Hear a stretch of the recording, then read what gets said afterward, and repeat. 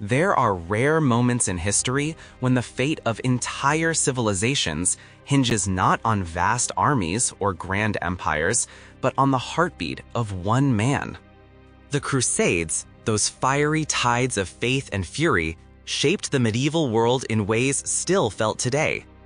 They were not merely wars for Jerusalem, they were battles for identity, for civilization itself. But within this immense and bloody chronicle lies a single fragile moment, a crossroads where destiny hesitated. Had it turned just slightly differently, the map of our world, the languages we speak, and the faiths we follow might all have been transformed forever. This is that story, the story of King Baldwin I and the Crusader kingdom that might have conquered Egypt. The Crusades remain one of the most controversial and captivating chapters in human history. They stretched across centuries and continents, more than 50 campaigns sweeping from Jerusalem to Spain, from the Baltic shores of Sweden and Lithuania to the frozen plains of Russia. And yet, for all their complexity, one crusade stood above all others, the First Crusade. It was the perfect storm of courage, faith, and desperation. Forged from the last true veins of Frankish blood and led by the most formidable warriors Europe had ever known, the Normans, it united the restless knights of Christendom under a single cross. Their names would echo through the centuries: Raymond IV of Toulouse, Adhemar of Le Puy, Godfrey of Bouillon, Baldwin of Boulogne, Robert Curthose of Normandy, Stephen of Blois, Bohemond of Taranto, and the indomitable Tancred. Together, they defied impossible odds. And in 1099, against all expectations, they took Jerusalem, an act that sent shockwaves through both Christendom and Islam alike. By 1112, the dream of the cross had taken root in stone and steel. 4 Crusader states stood proud upon the shores of the eastern Mediterranean: the Kingdom of Jerusalem, the County of Edessa, the Principality of Antioch, and the County of Tripoli. But these fragile Christian enclaves were islands in a sea of hostility. Around them gathered armies, rival faiths, and ancient empires, each waiting for the moment to strike. Even their uneasy ally, the Byzantine Empire, regarded them with suspicion.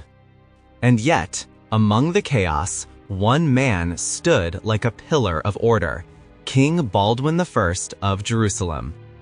He was a warrior in the truest sense, tempered by battle, cunning in politics, and bound to the belief that faith and reason could coexist on the same sword's edge. Baldwin's first marriage had been one of alliance and opportunity, but his second, to Adelaide del Vasto, the widow of Roger I of Sicily, brought something far greater: wealth, ships, and the fierce loyalty of Norman knights. For a time, the Mediterranean world seemed to turn in his favor. But fate, as ever, was cruel.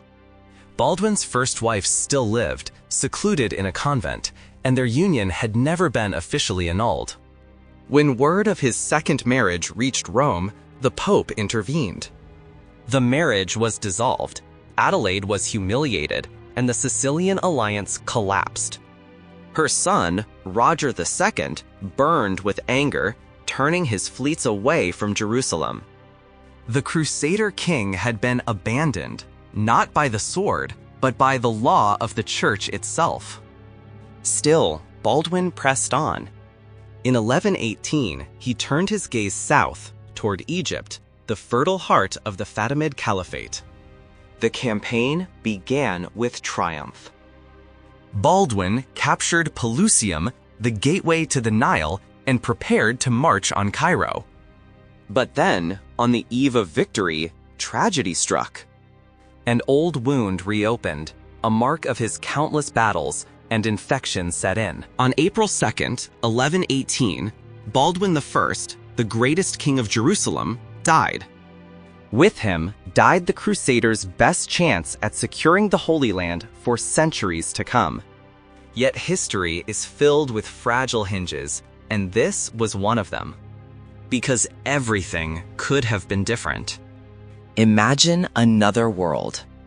In this alternate history, Baldwin's wound never reopens. Guided by Bishop Arnulf, his marriage to Adelaide stands firm, sanctified rather than shamed.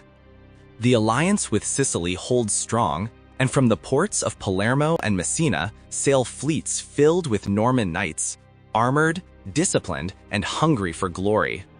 The Crusader host swells with new blood. When they march into Egypt, they do not stop at Pelusium. They cross the Nile, and in the spring of 1119, they take Cairo itself. The world shifts. The Fatimid Caliphate collapses, and the Christian flag rises above the towers of Cairo. The Coptic Christians of Egypt, long suppressed and taxed under Islamic rule, rally to Baldwin's side. In the streets, church bells ring where the muezzin once called, and priests lead processions beneath the desert sun. But this new order is not one of vengeance. Baldwin, ever pragmatic, governs through tolerance. He welcomes the Copts, Armenians, and Syriac Christians into his new kingdom, recognizing them as brothers in faith rather than rivals. Even Jewish merchants, recognizing the stability Baldwin brings, return to trading across the Nile. When the Emir of Damascus marches south to crush this rising Christian empire, the Crusaders meet him at Safed and shatter his army. Local Jews and Copts side with the Latin soldiers, understanding that under Baldwin's rule, coexistence means survival. It is a victory that echoes from Jerusalem to Constantinople. Europe hears of Egypt's fall like a trumpet blast. Thousands of younger sons, knights without lands or titles, flood to the east seeking fortune. By 1121, the Crusader armies number in the hundreds of thousands. Egypt, once the granary of Islam, becomes the beating heart of a new Christian empire stretching from Jerusalem to Alexandria. The Nile turns red with banners bearing the cross. Caravans laden with gold, spices, and silk flow north to Antioch and west to Rome. The economy of the Mediterranean is reborn under Christian control. Cairo rises again, not as a city of sultans, but as a jewel of Christendom. And yet, what makes this empire truly extraordinary is not its power, but its unity. The Coptic Church and Rome reconcile their ancient divisions, forming a shared council of faith. Greek Orthodox and Latin bishops preach side by side. Christian Ethiopia allies with this new Egyptian kingdom, securing trade routes through the Red Sea. Even Sudan, protected by its northern allies, never falls under Islamic rule. The monuments of Egypt, the pyramids, Luxor, the Sphinx, remain untouched. Unlike the iconoclasts of later centuries, the Crusaders preserve these ancient wonders as testaments to divine craftsmanship. The land of pharaohs becomes a land of pilgrimage, where faith, history, and power converge. By mid-century, Jerusalem and Cairo rival Rome itself in influence. Europe, unified by a shared dream of the East, experiences an early Renaissance, one born not in Florence, but on the banks of the Nile. The Byzantine Empire, relieved of its southern enemies, survives centuries longer. Trade routes between Europe and India flourish. The Islamic world, fractured and contained, evolves differently, less expansionist, more introspective. All because one man lived. All because one wound healed. A single choice of God, and history itself is reborn. History is often remembered as a chain of victories and defeats, of empires that rose and fell, but rarely do we pause to wonder what might have been had just one life lasted a little longer, one alliance endured, or one wound never reopened. When King Baldwin I of Jerusalem conquered Egypt, surviving the wound that claimed him in our timeline, he set into motion a chain of events that would not only change the Holy Land, but the very axis of civilization itself. From that moment on, the Crusades were no longer wars of desperation fought by scattered knights. They became the foundation of a new world order. The Christian Kingdom of Jerusalem, now joined with the wealthy provinces of Egypt and backed by Norman fleets from Sicily, emerged as a Mediterranean superpower. It was no longer the fragile outpost of Godfrey's dream, but a realm that could rival Byzantium and even challenge the caliphates themselves. Cairo, Alexandria, and Jerusalem became the three crowns of this new world, united by commerce, faith, and the promise of divine destiny. But no empire expands without enemies, and none watches its own supremacy slip quietly into the past. The Greeks of Byzantium were among the first to bristle at this rising power. To them, Egypt had always been a province of their lost glory, a jewel that belonged to Constantinople, not to a band of Latin crusaders. The sight of Norman banners flying over Cairo was a humiliation they could not bear. They demanded tribute, invoking ancient claims and imperial pride. But Baldwin's successors refused outright. They had not forgotten the betrayal at Antioch, the moment when Byzantine generals abandoned the Crusaders mid-battle, leaving them to bleed alone in the Syrian dust. That wound, older than Baldwin's own, would never heal. The Greeks' arrogance only deepened the rift between East and West. The Latins turned instead toward new allies, Georgia, Sicily, and France, forming a triple alliance that would secure their world against both Islam and Byzantium. By 1132, the alliance bore its first great fruit. In the rugged highlands of the Caucasus, the armies of Georgia struck decisively against the Shaddadid dynasty. The Battle of Gonzak became a turning point, a thunderclap across the east.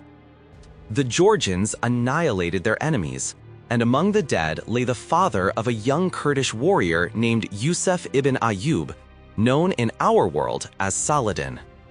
In this timeline, however, there would be no Ayyubid dynasty, no reconquest of Jerusalem, no legend of chivalry to oppose the cross. The shadow of Saladin never rose. Instead, the light of the Crusader world spread further. Baldwin's nephew, William the Greek, a brilliant commander of mixed Norman and Byzantine descent, coordinated with his half-brother, King Baldwin II of Jerusalem. Their armies moved like clockwork. While William's fleet struck Tunis from the sea, Baldwin's men advanced from Cyrenaica. In 1147, Tunis fell, and within months, Tripolitania was taken as well. The entire southern Mediterranean now glowed beneath the banner of the cross. North Africa was transformed. The Normans, already masters of Sicily, understood its rhythms, its languages, and its people. They imposed neither tyranny nor forced conversion. Instead, they brought order, a pragmatic rule that fostered trade and rebuilt shattered towns. Greek architects, Coptic artisans, and Arab scholars found employment in Norman courts. In Cairo and Tunis alike, churches rose beside preserved mosques, their domes glinting under the same sun. The Latin kings styled themselves not as conquerors, but as heirs of empire, protectors of both faith and knowledge. Meanwhile, in the far west, destiny stirred once again. In 1178, Pope Celestine II called for a new crusade, not in the east this time, but in Spain, where the remnants of the Almoravid and Almohad dynasties still held power. Richard the Lionheart answered the call. His campaign across Iberia became the stuff of living legend. Through the mountains of Navarre and the plains of Andalusia, Richard led his knights with unrelenting ferocity. Yet, amid the thunder of hooves and the clash of steel, fate had one more gift to give him. At a grand tournament in Navarre, Richard met Princess Berengaria. Their marriage was not just one of love, but of unity, a bridge between England, Navarre, and the Crusader world. For 6 long years, he fought beneath the blazing sun. Cities fell one after another: Cordoba, Seville, Granada. In this alternate history, the Reconquista ended a full century earlier. By 1184, Christian banners flew from the Atlantic to the Atlas Mountains. The Almohads retreated deep into the Sahara, leaving Iberia and coastal North Africa under Christian rule. And in this timeline, Richard never fell into German captivity. He never languished in a Bavarian dungeon, never ransomed his own freedom. Instead, he returned home not as a captive, but as a conqueror. His union with Berengaria gave him an heir, Arthur, a king raised not in war, but in empire. Under Richard's long reign, England and Navarre became one of Europe's most stable powers. And with no King John, there would be no Magna Carta, no civil strife. England's unity endured, guiding it toward a destiny entirely different from the one history remembers. While the West prospered, the East reshaped itself once again. In Byzantium, Emperor John II failed to reclaim Anatolia after 20 fruitless years of warfare. Upon his death in 1143, the throne passed to his son, Manuel I Komnenos. Manuel was ambitious, ruthless, and brilliant. He began his reign with blood, executing his cousin Andronikos to secure power. Then he turned his armies toward the Turkish principalities that still lingered in central Anatolia. By 1172, after decades of grinding campaigns, the Turks were shattered. Those who survived converted to Christianity and were absorbed into the Byzantine army. Anatolia, for the first time in centuries, returned to the Christian fold. Diplomatically, Manuel's world looked far different as well. His daughter Maria married Bela, Crown Prince of Hungary, creating a monumental union, one that would outlive him. When Bela ascended the throne, he ruled both realms jointly, wearing 2 crowns but wielding one faith.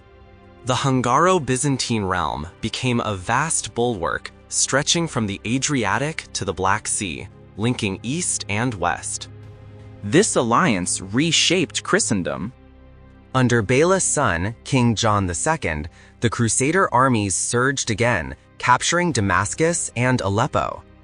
In the north, Assyrian Christians rose in rebellion, seizing Mosul, renamed Nineveh, in memory of ancient glory.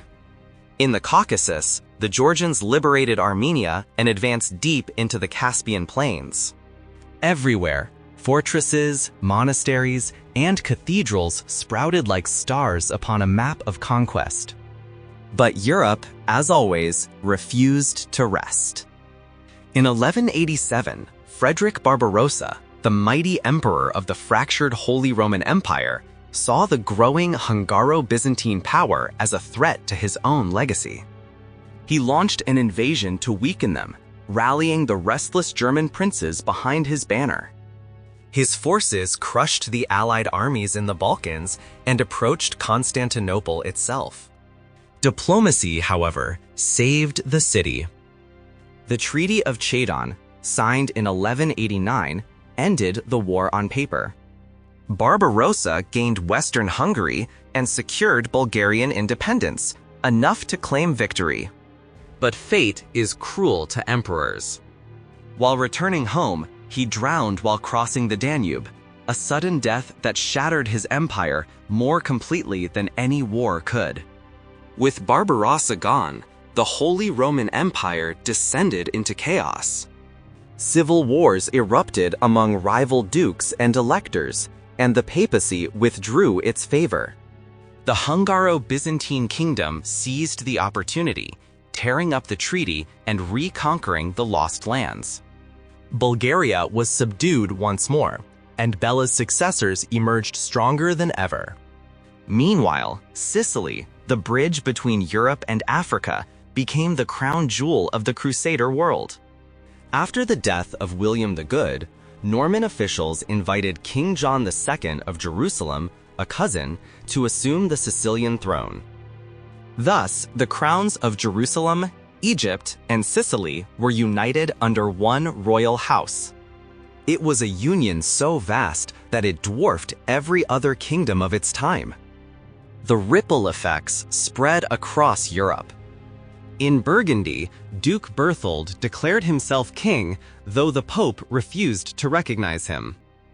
The Lombard League rose in Italy, fighting for freedom from imperial control, and by 1206 they won, creating an independent Italian confederation loyal only to Rome. The Holy Roman Empire, its authority shattered, fractured into dozens of small duchies. France, under Philip Augustus, took advantage of the collapse, marching eastward and annexing Lorraine and Alsace. England, unified under King Arthur and Navarre, turned its gaze toward the seas.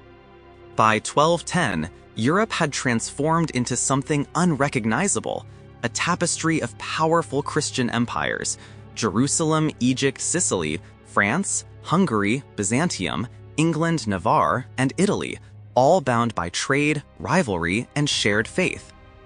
The Mediterranean was no longer a frontier. It was the center of the world. The dream that had once died at Acre in our history, the dream of a united Christian world, lived, flourished, and reshaped the very destiny of mankind.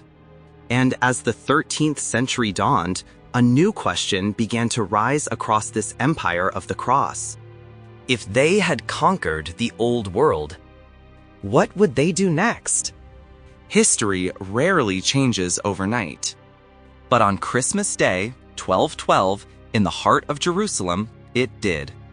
In the candlelit glow of the Church of the Holy Sepulchre, Pope Innocent III lifted a golden diadem above King William the Mighty and, in a single breath, shattered the balance of the Christian world. "By divine grace," he proclaimed, "I crown thee William, Emperor of the Romans, protector of the faith, restorer of empire." The crowd erupted. Bells rang across Jerusalem. Trumpets echoed over the Mount of Olives. For the first time since antiquity, Rome had been reborn, not in Italy or Byzantium, but in the Holy Land itself. The Kingdom of Jerusalem became the Roman Empire of Jerusalem, a realm stretching from Antioch to Alexandria. To the Latin knights who filled its courts, it was destiny fulfilled. To everyone else, it was heresy. The Greeks of Byzantium were outraged. For centuries, they had claimed to be the true heirs of Rome, guardians of its law, language, and empire. Now a Norman king ruled from Jerusalem, bearing the very title they believed was theirs by divine right. In Germany, fury boiled as well. The princes of the old Holy Roman Empire denounced the coronation as blasphemy. "There can be only one Caesar," they declared, "and he does not sit in Jerusalem." Europe stood divided. 3 Romes, 3 emperors, and a single church stretched to the breaking point. The quarrel soon spilled into blood. By 1214, Berthold V of Burgundy, desperate to secure papal favor and prove his loyalty, launched the African Crusade with Spanish and Latin allies. The campaign was chaos. The Spanish were crushed by the Almohads in the burning deserts of Morocco, yet Berthold's Burgundians triumphed at Constantine in 1217, carving victory from the edge of annihilation. They marched on Bougie, captured it after weeks of siege, and rebuilt the shattered port of Hippo Regius, once the city of St. Augustine, into a beacon of Western Christendom. There, Berthold's son Patrick of Zeringen was crowned King of Hippo, founding a dynasty that bridged Europe and Africa. When he returned to Burgundy in 1218, Pope Innocent recognized his line as legitimate. For the first time in 800 years, Latin banners flew proudly along the southern coast of the Mediterranean. While Africa burned, Germany bled. Civil wars tore through the empire, fracturing it into feuding kingdoms. By 1220, the weary nobles crowned the Hohenstaufen dynasty as kings of the East, conceding vast lands and abandoning imperial unity. Germany had fallen from empire to kingdom, its glory passed into legend. Across the Rhine, France rose higher than ever. King Philip II crushed Arthur of England at Tours in 1215, reclaiming Normandy and Aquitaine. When he died in 1223, he left a colossus to his son, Louis IX, soon to be called Saint Louis. Young, devout, and relentless, Louis extinguished the Cathar heresy, secured internal peace, and turned his gaze toward the sea. In 1227, he declared the Second African Crusade, not a rescue of Jerusalem this time, but a campaign of expansion and faith. 30,000 men answered his call. Sails blackened the horizon as fleets crossed from Marseille and Genoa. In 1231, the Crusaders seized the Balearic Islands. 4 months later, they took Algiers after a brutal siege. From there, Louis pressed east, crushing army after army until the Battle of Tekken, where he slew the last Almohad caliph, Abu Muhammad. Islamic rule in North Africa ended. Louis created the Duchy of Mauritania, integrating it into France. For the first time since the Age of Emperors, the Mediterranean, Mare Nostrum, our sea, was once again completely under Christian control. Peace brought prosperity. Piracy vanished, ports revived, and trade poured through Alexandria, Tunis, and Marseille. Merchants carried not only silk and spice, but knowledge. Arab treatises on medicine, geometry, and the stars found new patrons in Paris and Jerusalem alike. By 1250, the Renaissance had begun, not in Florence, but in the sunlit academies of Alexandria and the marble halls of Jerusalem. Here, scholars blended Latin logic with Arabic science, birthing the Age of Reason 2 centuries early. Within Jerusalem itself, empire transformed life. There were no new Crusades to the east. There was no need. Future expeditions were defined by geography, not desperation. The African Crusade, the Baltic Crusade, the Tatar Crusade. The empire spoke many tongues: Old French, Coptic, Arabic, and Latin, merging into a single administrative language known as Frankish. Its cities gleamed with white limestone and colored glass. Its nobles wore long Norman beards, even as Europe turned clean-shaven. Cathedrals rose beside ancient mosques. Priests and monks shared streets with scholars from Armenia, Georgia, and Nubia. Religiously, the realm was tolerant yet unmistakably Catholic. 4 of the 5 ancient patriarchates, Rome, Jerusalem, Alexandria, and Antioch, were united beneath the papal tiara. Only Constantinople remained orthodox, proud but isolated. Wealth poured in from every shore. The great lighthouse of Alexandria, restored in marble and bronze, guided fleets across a tranquil sea. Templars and Hospitallers, no longer needed as shock troops, became engineers, administrators, and architects, building roads, aqueducts, and fortresses that stitched the empire together. Jerusalem was no longer merely a city, it was a world capital, a crossroads of continents and ideas. Yet beyond the Black Sea, a darker power stirred. In 1220, the Mongols, a people from the endless steppes, rode westward for the first time. Their general Subutai clashed with King George IV of Georgia at the Battle of Veranda and lost. For the first time, the horsemen of the East were thrown back by Christian steel. But the Mongols learned quickly. 2 years later, they returned with vengeance. At Bardav in 1222, they annihilated a coalition of Armenians and Franks, then surged north into the Rus lands, leaving behind only ashes and silence. For a decade, the East held its breath. And then, in 1236, the storm broke for good.